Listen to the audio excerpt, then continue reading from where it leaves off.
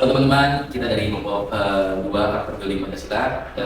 Di sini kita mau melakukan interview ya di salah satu perusahaan logistik yang di Wellington ya Pak. Ya, pernah interview. Oke, mau untuk menelaah permasalahan pendidikan di Indonesia, pendidikan di Indonesia. Oke, sekarang di sini kita lagi bersama yang baru siapa? Saya Pak Anji. Anji. Sekarang kerja di bidang apa? Ini saya di PT Pelabuhan Tanjung Priok, perusahaan dari Wellington Group ya. Di PT Pelabuhan Tanjung Priok ini bergerak di bidang handling atau kegiatan bongkar muat untuk kegiatan non peti kemas. Mungkin pertanyaan ini lagi. Apakah transportasi ini tuh menjadi penghalang sih Pak bagi meraih pendidikan yang di Indonesia? Ya. Jadi sebetulnya ada dua ya. Kalau dibilang memang menjadi penghalang untuk ya wilayah Indonesia ini kan apa ya, geografisnya kan apa ya, berbeda-beda. Jadi faktor jarak, kemudian ketersediaan moda transportasi itu bisa menjadi penghalang. Nah, walaupun kalau dengan kondisi sekarang, kalau di perkotaan khususnya mungkin kesulitan transportasi itu bisa disiasati dengan kan sekarang banyaknya online sampai Gojek online atau Grab seperti itu. Nah, kemudian gimana sih caranya supaya masalah transportasi ini tidak menjadi penghalang? Bisa aja sebetulnya diberikan subsidi berupa misalnya kayak di sekolah gitu ya, jadi disediakan moda transportasi yang memang bisa mendukung agar permasalahan transportasi ini bisa terselesaikan di sekolah. Itu sih menurut saya. Intinya mendukung dan memadai ya Pak ya. Betul. Mudah juga bisa sekolah-sekolah. Iya, gitu. Ya, pertanyaan selanjutnya, menurut Bapak, dampak anggaran pendidikan yang kecil itu gimana sih terhadap kualitas belajar siswa? Nah, ini masih relate dengan pertanyaan sebelumnya. Jadi, kalau misalnya anggaran pendidikan kecil, udah pasti fasilitasnya akan nggak baik, gitu ya. Kemudian kekurangan guru yang berkualitas tadi, gitu ya. Nah, anggaran yang dikit kita nggak bisa ngapa-ngapain, ya kan? Tadi nggak bisa ngikut latihan. Jadi, upgrading skill atau knowledge-nya guru ini kan juga harus ya. Jadi, kalau guru itu cuma pengetahuannya itu aja, ya tentunya dia juga nggak akan bisa memberikan efek atau dampak yang lebih berarti buat murid-muridnya, gitu ya. Kemudian juga mungkin bahan ajar atau teknologi yang mungkin bisa dia gunakan untuk bahan praktek pada murid-muridnya itu juga pasti akan juga tidak optimal lah gitu.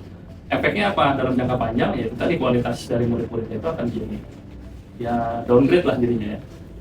Itu sih. Untuk pertanyaan selanjutnya, apa alasan utama banyak anak di Indonesia putus sekolah di awal? Yang pasti utamanya itu kemiskinan. Ya kan teman-teman juga tahu ya bahwa sekarang ini ekonomi lagi susah.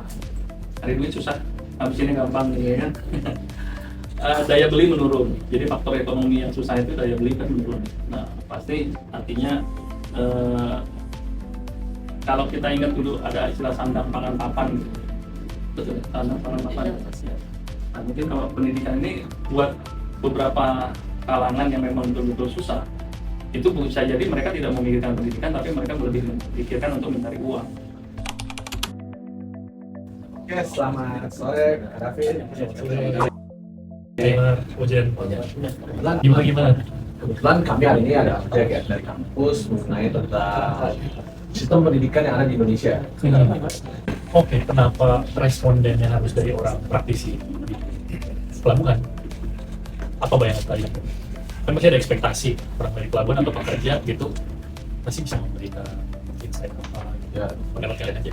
kalau saya sih pertama kenapa saya ambil di daerah sini khususnya di Priok, karena yang kita ketahui bahwasannya kan di daerah Priok tersebut kan banyak sekali anak-anak yang seumuran kita ini melakukan hal-hal yang benar-benar di luar jangkauan anak-anak ini kan siswa kan. Contoh banyak sekali terjadi kejadian tawuran, banyak itu jual-jual hal-hal virtual di daerah sini kan. Jadi saya ingin tahu bahwasanya kalau di daerah sini itu bagaimana sih sistem pendidiknya tuh. Selanjutnya itu ada bagaimana pemerintah bisa bekerjasama dengan perusahaan untuk membantu pendidikan. Sebenarnya bukan pemerintah kerja sama perusahaan ya. Kalau yang saya baca ada research dari OECD juga. Kalau bukan pemerintah yang kerja sama perusahaan, tapi seharusnya kan kalian dari BINUS, universitas yang harus kerja sama perusahaan, bagaimana menjalin kealumnian BINUS nanti bisa memberikan arahan kepada universitas atau kepada sekolah ya, realita kondisi pekerjaan saat ini, demand-nya apa, skill yang dibutuhkan apa, sehingga itu jadi bahannya institusi pendidikan yang akan merancang kesiapan apa yang diajarkan kepada murid-murid di sekolah untuk ukuran mahasiswa ya. Kalau dari saya, pertanyaan saya ini cukup mudah ya. Kenapa jam waktu pembelajaran di Indonesia kan relatif lebih lama daripada negara-negara maju lainnya kan? Contoh kayak kita ambil kasusnya dari Jepang, mereka masuk sekolah itu jam 9 sampai jam 2. Sedangkan di Indonesia dari jam 7 sampai jam 3, ataupun sampai jam 5, kenapa masih tertinggal dari dalam sistem pengajarannya? Apakah dengan strukturnya yang salah kah atau bagaimana? Kalau saya melihat adik saya juga tenaga pendidik tapi di media digital ya. Adik saya tuh ngomong anak sekarang itu nggak butuh dikasih tahu belajar apa, misalnya sekarang soal AI gitu ya. Kamu belajar AI gitu. Kalian mungkin nerimanya, oh ya karena AI penting di sosmed, AI itu banyak dibahas gitu. Keinginan untuk belajarnya nggak akan muncul ketika mereka nggak tahu buat apa ini dipelajarin. Karena itu why-nya ya istilahnya. Yang kedua adalah bagaimana belajar.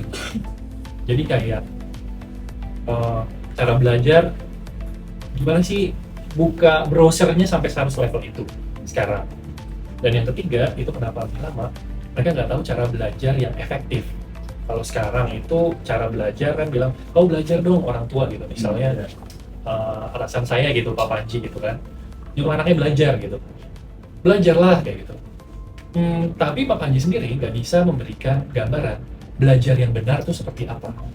Sebenarnya perlu lama nggak belajar, kayak gitu. Yang terpenting belajar itu bahkan, ini ada research-nya ya.